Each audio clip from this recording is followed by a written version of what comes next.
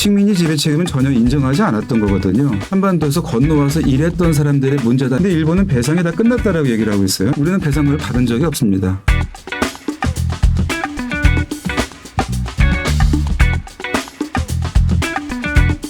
네, 가깝고도 먼 나라라고 하죠. 지리적으로 매우 가까운 이웃이지만 역사적으로 큰 아픔을 안겨준 나라, 한국인들이 싫어하는 나라의 대명사, 바로 일본입니다. 오늘 진짜 일본 전문가를 한 분 모셨습니다. 서울대 일본연구소 소장 맡고 계신 남기정 교수님입니다. 안녕하세요, 교수님. 네, 안녕하세요. 네, 반갑습니다. 사실 미국과 중국에 가려서 일본은 별로 중요치 않다라는 시각도 있고, 물론 이에 동의하지 않는 분들도 계실 텐데, 한국에게 일본은 왜 중요한 나라인가요? 또 반대로 일본에게 한국은 왜 중요한 나라인지 좀. 네, 그게 지금 명확하게 정리되지 않은 문제가 악화된 한일 관계가 좀처럼 이렇게 표현하지 못하는 이유인 것 같아요. 서로에게 중요한 존재라고 하는 거에 대한 의구심들이 양국에서 있다라고 하는 게 현실인 것 같은데요.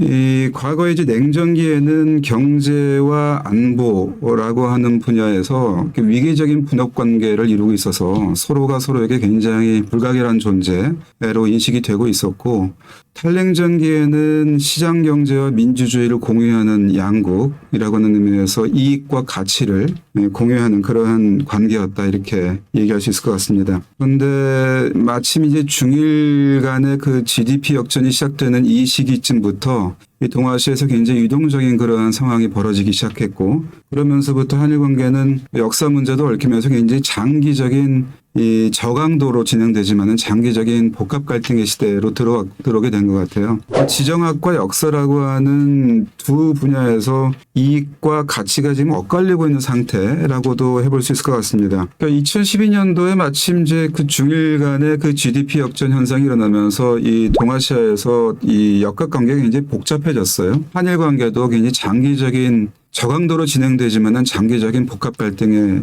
시대로 지금 들어와 있고, 네. 그렇기 때문에 쉽게 이렇게 아무러지지 않는 그러한 관계가 지금 진행되고 있습니다. 이제 지난 정부에서 한반도 평화 프로세스를 추진을 하면서 북한을 대화 상대로 실질적인 대화 상대로 인정을 하고 중국을 협력의 상대로 간주하는 그런 상황에서 오히려 일본은 북한에 대한 압력을 강화를 하고 여기에서 국제 공조를 이끌어내려고 하면서 중국을 이쪽으로 끌어들이려고 하는 그러한 이 정책으로 나갔단 말입니다. 그러니까 그러다가 보니까 한일 관계가 역사 문제에 더해서 지정학적인 이런 미래 구상에서도 엇갈리면서 개선의 돌파구를 찾지 못하는 상태가 지난 정부 때 있었던 상황이죠. 제가 보기에는 조금 추상적인 얘기가 될지 모르겠지만 현재 한국인의 삶에 일본이 가지고 있는 의미, 그리고 일본인의 삶에 한국이 가지고 있는 의미는 보통 사람이 생각하는 것보다 굉장히 크다고 저는 생각을 해요. 그러니까 미중 간의 전략 경쟁이 격화되는 가운데서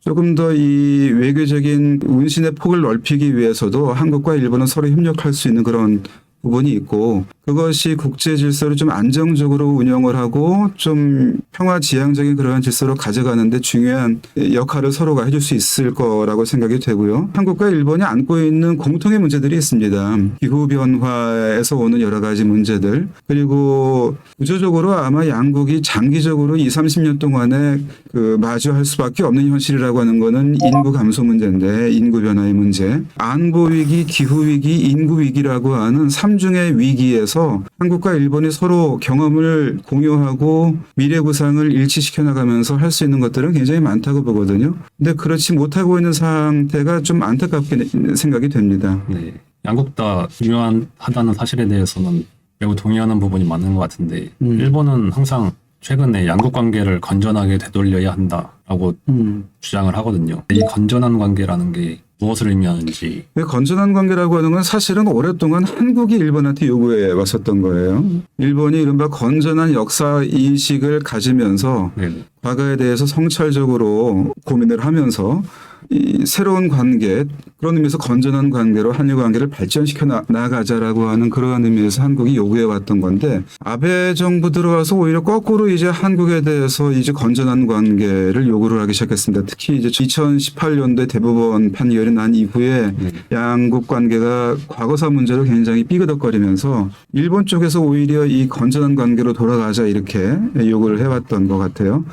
근데 그 함의는 일본군 위안부 문제와 관련해 가지고 2015년 합의를 준수하라라고 하는 얘기고 강제동원 문제, 저는 뭐 강제동원 문제라고 저는 얘기를 합니다만 이 강제동원 문제는 1965년도 청구권 협정에서 모든 것이 다 해결되었다라고 하는 걸 인정하는 걸로 돌아가자 이렇게 얘기가 되고 있는 것 같아요.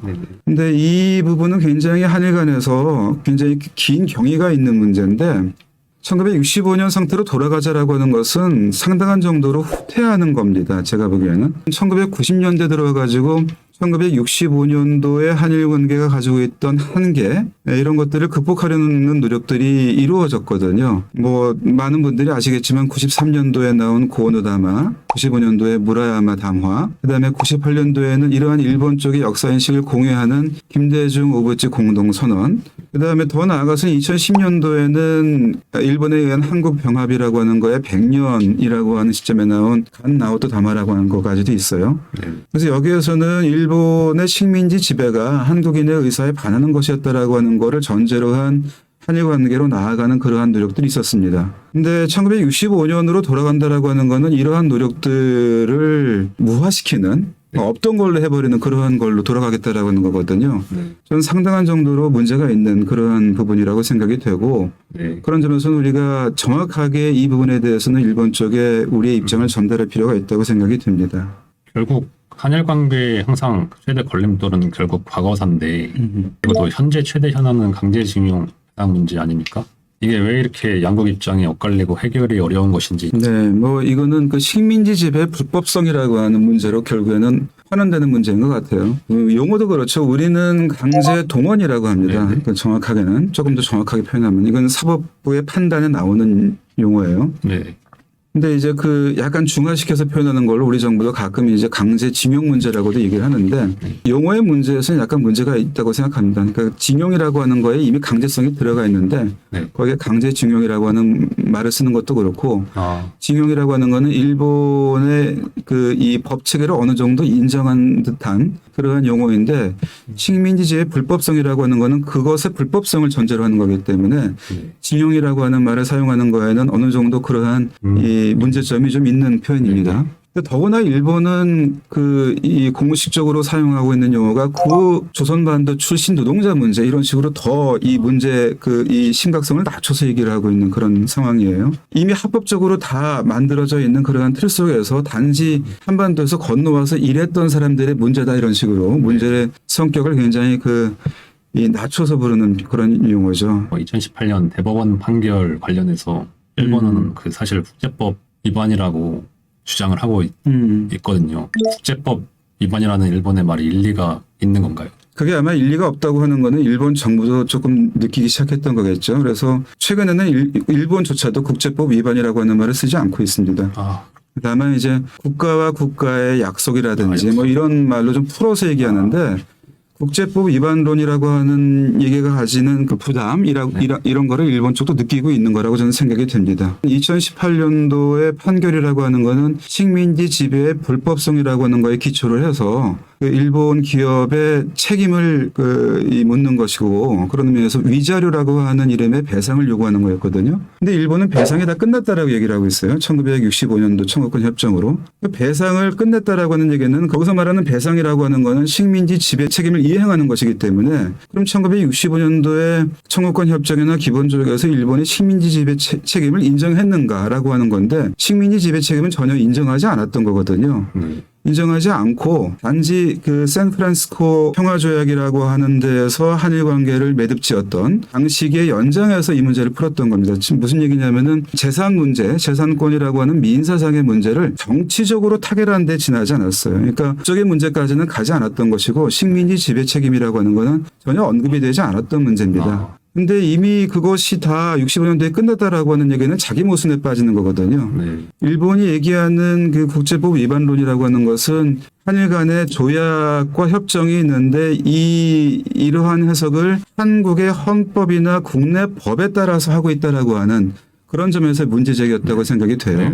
우리 사법부의 판단은 우리 헌법 정신이나 협정에 대한 우리 정부의 해석에 입각해서 이 문제를 판단을 하기 때문에 그런 입장에서 가져가면은 이러한 판단은 너무나 당연한 판단이거든요. 한국의 국내적인 입장에서는. 그러니까 그래서는 안 된다라고 하는 걸 일본이 요구하는 건데 네. 그러한 그 요구조차가 굉장히 이 국제법 일반의 인식에서 아주 작은 일부분의 인식일 뿐이라고 하는 거예요. 국제법 교과서에도 여러 가지 학설들이 나와서 헌법이 오히려 조약이나 이 협정보다 위에 있다라고 하는 그런 해석도 있고 네. 국내법 위라고 하는 것도 소수설이지만 있긴 있단 말이에요. 네. 그러니까 지금 조약의 우위라고 하는 거를 주장하는 것이 다수설로 가고는 있지만 여러 학설 중에 하나일 뿐인데 그러한 교과서에도 여러 학설 중에 하나일 뿐인 그러한 주장을 국가가 나서서 이걸 일방적으로 외국한테 강요한다라고 하는 건 굉장히 부담스러운 일이고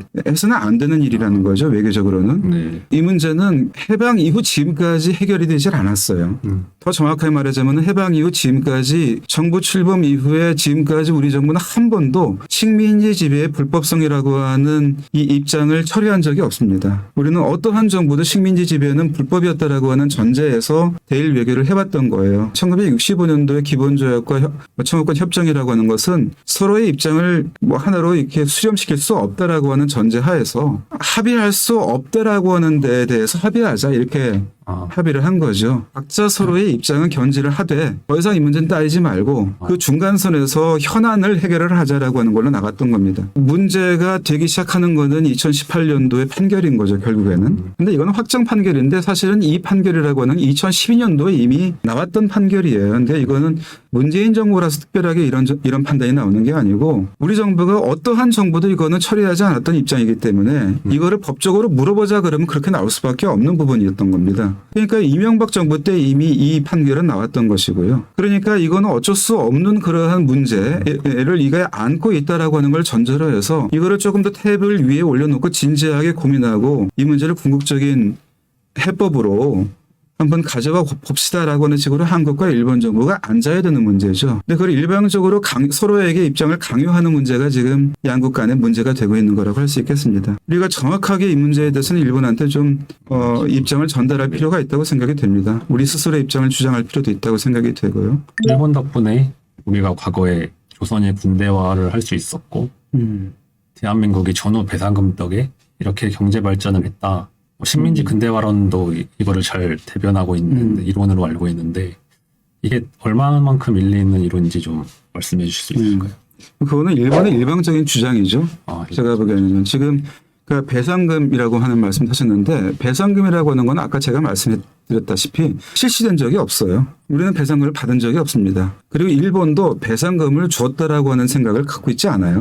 왜냐하면 식민지 지배 불법성이라고 하는 거는 일본은 인정하지 않는 논리니까 식민지 지배가 합법적이었는데 왜 배상을 해라고 하는 게 일본의 입장입니다. 그러니까 배상금이라고 하는 건 실시된 적이 없고요. 그런 점에서 또 이 식민지 시기에 일본에 의해서 근대화가 되었다라고 하는 것도 수치상으로 경제적인 어떤 성장이 이루어졌다라고 하는 것은 수치상으로 인정될 수 있는 부분이 있다 하더라도 그것이 식민지적인 근대화의 아주 작은 가늠자일 뿐이지 그걸로 근대화가 이루어졌다 이렇게 얘기할 수는 없을 것 같습니다. 그 식민지 근대화론이라고 하는 건 저는 노예 사상이라고 생각을 해요.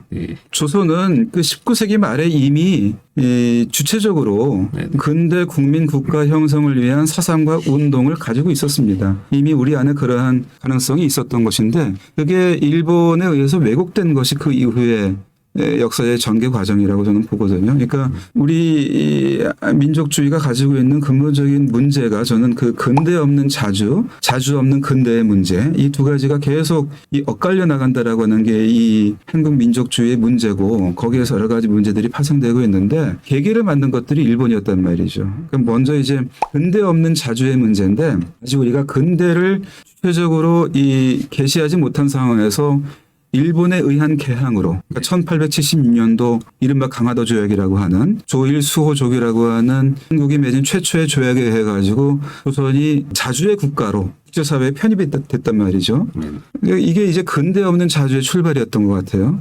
근데 그로부터 이제 우리가 주체적으로 이 문제를 갖다가 통합시키려고 하는 노력을 했음에도 불구하고 제대로 이루어지지 못한 상황에서 이번에는 자주 없는 근대가 시작됐던 겁니다. 그러니까 1910년도에 일본에 의한 병합 조치 때문에 우리가 이 자주라고 하는 것을 갖지 못한 상황에서 근대화가 시작됐던 것이죠. 그러니까 이건 약간 디지털적인 개념으로 설명을 하자면은 자주 없는 근대라고 하는 거는 자주가 0인 상태에서 근대가 1인 것이고 근대 없는 자주라고 하는 것은 근대가 0인 상태에서 자주가 1인 상태인데 이거는 자주와 근대라고 하는 것이 동시에 진행되어야 하는 그러한 민족 국가 건설이라고 하는 과제 앞에서 봤을 때는 0과 1을 곱하면 어느 쪽도 0인 거예요. 이루어지는 게 없는 상황인 거죠. 그러니까 이거를 통합시키려고 하는 노력이 우리에게 필요한 건데 이 통합하는 노력을 굉장히 어려운 상태로 몰아넣었던 것, 이걸 질국으로 가져갔던 것이 일본이었다라고 한다면은 이 일본에 의한 식민지 유죄를 극복한다라고 하는 것은 이 두 가지를 통합시키는 길로 나아가는 것. 그러니까 근대를 추구하는 민족주의와 자주를 추구하는 민족주의가 하나가 되게 하는 이 통합시키려고 하는 그런 노력으로 가져가야 되는 것인데 이미 뭐 우리 안에서 그 근대가 이 식민지 하에서 이루어졌다라고 하는 그러한 논리로 가져간다라고 하는 것은 우리의 이런 과제 또는 목표 의식을 희석시키는 논리이고 이 노예적인 그러한 그 발상이기 때문에 저는 이거는 조심해야 된다라고 생각합니다.